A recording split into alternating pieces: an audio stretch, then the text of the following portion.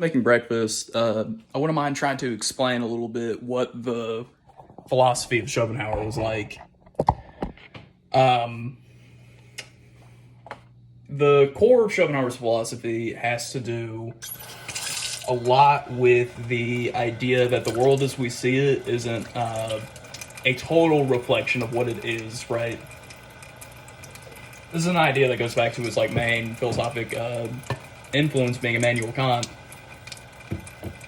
Immanuel Kant was someone who really built the idea of the thing in itself. You know, what is the world like without our perception? And the conclusion that Immanuel Kant made was that the world in itself, without our, internal biases and inability to comprehend certain things, that's unknowable to us. And Schopenhauer, ultimately disagreed. Schopenhauer believed that you could kind of intuitively know what the thing in itself is by just kind of looking inward into yourself. Another big philosophic influence that he had was Hinduism, which you can definitely see in his idea that you can kind of intuitively know something by looking inward. And the conclusion that he made was that when you look inward, one of the thing that you really see the most is a will. It's a will to life. So, what this means is we just have an innate grasping at wanting to live. And when you look at, the base of all things, you do really kind of see this, trying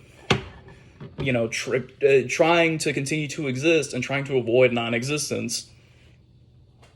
So that's what he thought the world was in itself. And this was an idea that, influenced some of the greatest minds in, the 20th century. I'll get to that once I'm talking about his philosophy, but... So he believed that that's what the world was. The world was will, and we have ways of representing that. We have ways of representing that through language or art or music, through mathematics, through physics, through science. We have all these different ways of trying to express the thing in itself, but each of them is an imperfect reflection of that, right? So, from this conclusion that he made, that the world is ultimately kind of just a clinging to existence, the conclusions that he made from these were pessimistic, which is why he's known as the great pessimist. He made a lot of conclusions about how our lives we're almost kind of doomed to suffer just inherently because we are alive, because we're built for trying to continue existence versus actually being happy. So it's because of this that he had this attitude that he called a negative happiness, right? He was at one point quoted as saying, I take it that happiness is the negative thing and suffering is the positive thing, in the sense that suffering always comes from the presence of something versus happiness comes from the negation of something, right? So, often we're happy today in the modern industrial world because we don't have to deal with certain things. That's the thing that people inherently say. We don't have to deal with certain things. We don't have to deal with smallpox. We don't have to deal with various other diseases. We don't have to deal with wars destroying our countries every few decades. We don't have to worry about, our children dying young or even us dying young ourselves.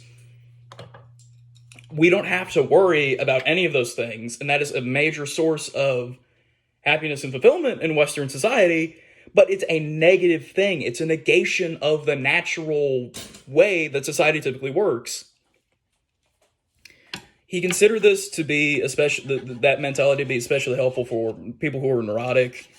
By neurotic, I mean like people who have a propensity to be pessimistic. You know, people who have a propensity to look at the glass half full, that sort of thing. And so his kind of save and all this, you know, the thing that he thought would allow for people to kind of be free of that suffering was to try and transcend it in some sort of way through, you know, through representation. He was very big on like art, on science, on philosophy. You know, he considered these pleasures to be something that you could easily bet that you could do and be happy doing. He had some points that haven't aged too well. Like, he did believe that the happiest of people were the people who did not try to have that many friendships, which not really. You know, any study will, you know, there's a Harvard study that went on for like 80 years that, you know, proved the exact opposite of that. So that's kind of Schopenhauer's philosophy in a nutshell. It's based off of a metaphysical principle that what the world is beyond our perception is a, you know, clinging towards existence, and that there are various ways that we represent that, and it's by trying to capture this like world of ideas and how the world works. That is how we, excuse me, and that's how we escape suffering. It's a very interesting philosophy. He's probably like my favorite or second favorite philosopher, beyond maybe Marcus Aurelius and Wittgenstein. Influenced like a lot of very like influential even physicists later on. Like for instance, Einstein considered him to be a very great philosopher, and even had like a statue, like a head bust of him in his office, like at all times for like years and years. It was said that he would sometimes read Schopenhauer, and he would read it like he was reading some, you know, fanciful book, which is so funny to me. He was very influential on a lot of quantum physicists. I can't quite remember the connections that he had with, like, what resonated with him with the quantum physicists, but there's a video, I'll link it down below. It's by a Weltgeist. It's a whole 30-minute video on it, if you are curious. You know, he influenced people like Schrodinger, the guy behind Schrodinger's cat. There was one quantum physicist, I can't remember who he was, but there was one quantum physicist that, after reading him, he considered switching his field from physics to philosophy, which is like insane. He also influenced Leo Tolstoy, the guy who's behind War and Peace. Heck, he even said that War and Peace, that what he tried to express with that book was the same thing that Schopenhauer expressed with his book, The World as Will and Representation.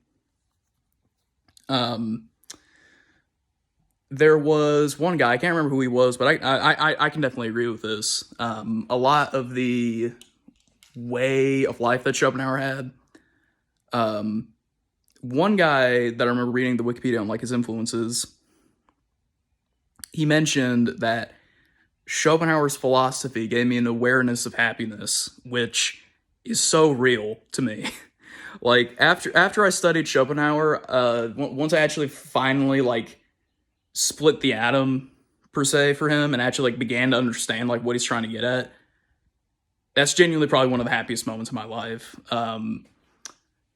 And kind of trying to live out his philosophy was like genuinely gave me an awareness of happiness. So yeah, pretty excited to go through with this routine now that I mentioned that. But I'm gonna eat and I'm gonna get to my study.